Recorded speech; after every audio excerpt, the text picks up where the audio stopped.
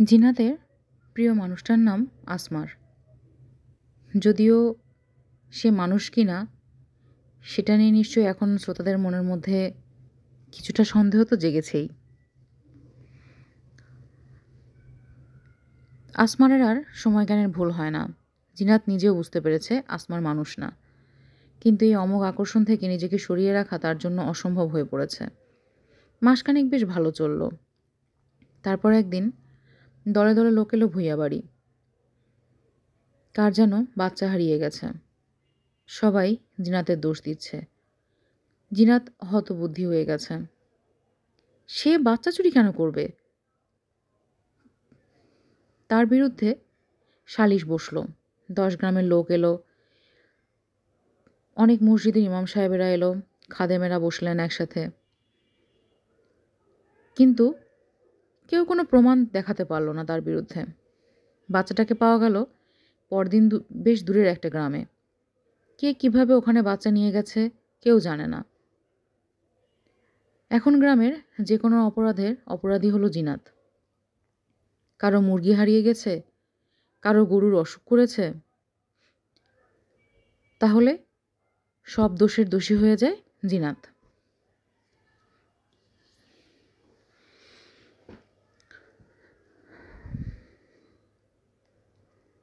তার বিয়ের আর কোনো সম্ভাবনাই রইল না। উপায় না পেয়ে এক 40 বিপত্নিকের সাথে জমির বিনিময়ে বিয়ে ধার্য করেন জামাল ভূঁইয়া। মেয়ে 2 দিন পানি অবধি মুখে নেয় না, কিন্তু তিনি অটল, বিয়ে দিয়ে দায়মুক্ত হবেন। কিন্তু ভাগ্যের এক অদ্ভুত নিষ্ঠুর খেলার শিকার তিনি।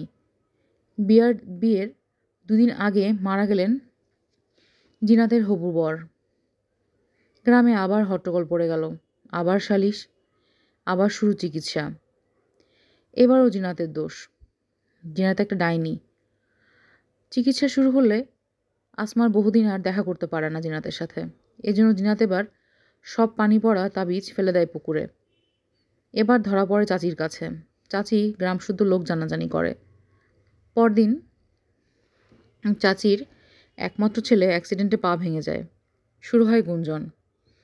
জিনাতের কাছে এই অসমপ্রেমের মিষ্টতা নষ্ট হয়ে গেছে।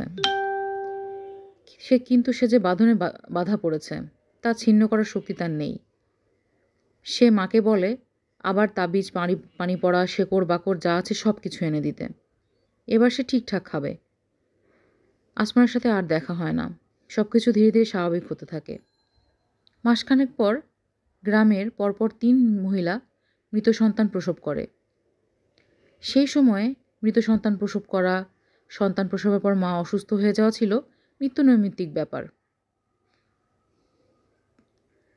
তাদের একজনের পেট থেকে নাকি কোনো বাচ্চাই বের হয়নি। 9 মাস পেটে ধরে রাখার পর পেট থেকে নাকি শুধু পানি আর ফুল এসেছে। এবার আর গ্রামবাসীকে কোনোভাবেই আটকে রাখা যায় না। তারা দলভেদে আবার ঘেরাও করে ভূঁইয়া বাড়ি। জিনাতকে এবার তারা ধরে নিয়েই যাবে। জামাল ভূঁইয়া আর খাদিজা মানুষের পায়ে পড়ে মেয়ের জীবন ভিক্ষা চায়, কিন্তু কোনো লাভ হয় না। গ্রামবাসী একটা গাছের সাথে বেঁধে রাখে জিনাতকে। এক তান্ত্রিক এসে কিছু ধর্মানুষ্ঠান করে। জিনাতকে জ্যান্ত পুড়িয়ে মারা হয়। তারপর থেকে নাকি এসব সমস্যা গ্রামে কমে যায়। কারো আর বাচ্চা মারা যায় না, কোনো গর্ভবতীর নাকি মৃত সন্তান হয় না। কিন্তু মৃত্যু তো সত্য। স্বাভাবিক অস্বাভাবিক সব রকম মৃত্যুই চলতে থাকে গ্রামে। মানুষ অসুস্থ হয়। জিনাতের থাকা না থাকায় কিছুই এসে যায় না কারো।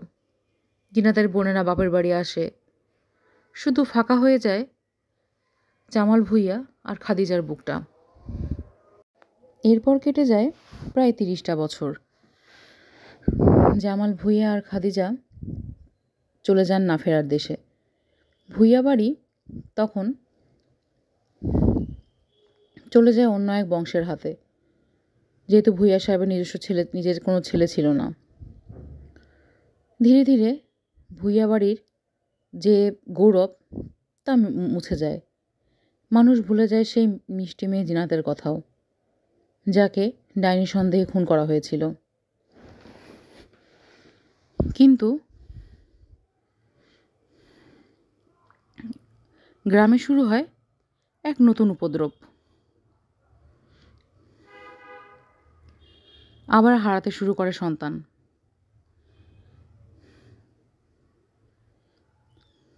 আবার শুরু হয় মানুষের ক্ষয়ক্ষতি। কিন্তু এবার কি হবে? এবার গ্রামবাসী কাকে ধরবে? ভূঁইয়া বাড়িতে এখন যে পরিবার থাকে, সেই পরিবারে ঢাকা থেকে বেড়াতে এসেছে বাবা মায়ের সাথে ১৩ বছরের মিষ্টি একটা মেয়ে। তার নাম জিনাত। গ্রামবাসী খুব অবাক হয়। মেয়েটা নাকি দেখতেও হুবহু সেই মেয়েটির মতো। অবশ্য গ্রামের বৃদ্ধ লোকের কথা কেউ তেমন আমলে নেয় না। এদের চোখ ঠিক আছে নাকি? কি দেখতে কি দেখছে।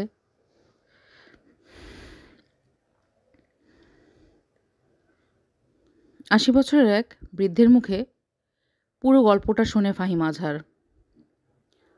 তার বোনের মেয়েকে খুঁজে পাওয়া যাচ্ছে না। ঢাকা থেকে বেড়াতে এসেছিল তার বন্ধুলা ভাই আর ১৩ বছরের মেয়ে জিনাত। ফাহিমের বোনকে নাকি জিনাত জানিয়েছিল এক অচেনা পথিকের কথা। সে নাকি তার কাছে একজনের খোঁজ চেয়েছিল, কিন্তু জিনাত গ্রামের কাউকে চেনে না, তাই বলতে পারেনি। যুবকটি নাকি দেখতে অসম্ভব সুন্দর ছিল, বেশ লম্বা, সাদা জোবা পরনে ছিল, আর মাথায় ছিল সাদা টুপি, আর পুরো শরীর থেকে চাঁদের মতো ঠিকরে বেরোচ্ছিল আলো। বাচ্চা মেয়ের আজগুবি গল্প মনে করে তখন পাত্তা দেননি জিনাতের মা। কিন্তু এখন কেঁদে কেঁদে ভাই ফাহিমকে সব কিছু জানাচ্ছেন। ফাহিম পুলিশ কমপ্লেন করতে চলে যায় দুলাভাইকে নিয়ে। গ্রামে প্রচলিত আজগুবি গল্পটা তার বিশ্বাস হয় না। পুলিশ এসে কেমন যেন নিষ্প্রভ আচরণ করে। জিনাতের ছবি যখন দেখানো হয় আর বয়োবৃদ্ধদের কথাবার্তাগুলো শোনা হয়, তখন তারাও যেন কেমন সন্দেহের দোলাচলে ভুগতে থাকে। আসলেই কি মেয়েটাকে ওই সাদা পোশাক পরিহিত লোকটা নিয়ে গেছে? ফাহিম এসব কথা মানতে চায় না। সে পুকুরে জাল ফেলায়, জেলেপাড়াতে খবর দিয়ে নৌকায় করে নদীতে খোঁজ করা হয়। আশেপাশের ১০ গ্রাম নিজে মোটরসাইকেলে করে করে লোকজন নিয়ে খুঁজে বেড়ায়, কিন্তু কোথাও পাওয়া যায় না জিনাতকে। জিনাতকে কি তাহলে আসমার নিয়ে গেছে? এই প্রশ্নের উত্তর কারো কাছে নেই। এই প্রশ্নের উত্তর আমি শ্রোতাদের জন্যই ছেড়ে দিলাম। আপনাদের যদি মনে হয় জিনাতকে কে নিয়েছে, কোনো মানুষ নাকি সেই ৬০-এর দশকের জিনাতের প্রিয় মানুষ আসমার, জানাতে ভুলবেন না কিন্তু কমেন্টে। নতুনভাবে অডিও বুক শুরু করার ইচ্ছা আছে, যদিও আসলে কোনো প্র্যাকটিস নাই, কোনো প্রাতিষ্ঠানিক শিক্ষা নাই, এজন্য হয়তো অনেক ভুল ত্রুটি হতে পারে। মার্জনা করার অনুরোধ রইল। সবাইকে অসংখ্য ধন্যবাদ যদি এ পর্যন্ত শুনে থাকেন।